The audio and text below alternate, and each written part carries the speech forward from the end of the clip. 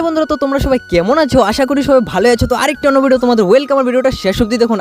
এই গুটিগুলোকে আপনারা চিনেন কিনা দেখুন তো। আমাদের এখানে টেঙ্গা গোটা বলা হয়, আমাদের এখানে জেলি অথবা আচারে এগুলো ব্যবহার করা হয়। খেতে টক, ভাল লাগে খেতে। আর এখন আমি সোজা চলে এসেছি গরুগুলোকে জল খাওয়াতে। দেখুন কীভাবে পিপাসাভুক্ত, এত রৌদ্র, অনেক জল খেয়েছে। আর এদিকে দাদাগুলো মাছ মারছে, মাছ তো পায়নি, জাবড়াগুলো ছাপা করছে।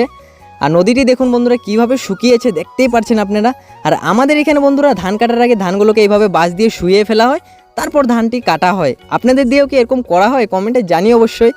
আর বন্ধুরা এই ধানটি না আমাদের কাকাদের কাটা হচ্ছে, আর যখন আমাদের ধান কাটা হবে সেটাও আপনাদের কাছে দেখাবার। এদিকে আমাদের কাকি দেখুন ধান কাটছে। কয়েকটি বন্ধুরা আমাদের হাজিরা এসেছে লোক ধান কাটার জন্য। আর এই ধানটির জন্য বন্ধুরা কৃষকরা কীভাবে 6 মাস কষ্ট করে রোদে বৃষ্টিতে, সেটা একমাত্র কৃষকেই জানে। কিনে যাচ্ছ? পাতারে ভাত নিতেছি কাকির জন্য। ও ঠিক আছে, যাও তাহলে। তো ভিডিওটা বন্ধুরা কোথা থেকে দেখছেন? যদি ইউটিউব থেকে দেখছেন সাবস্ক্রাইব করুন, আর ফেসবুক থেকে যদি দেখছেন ফলো করুন।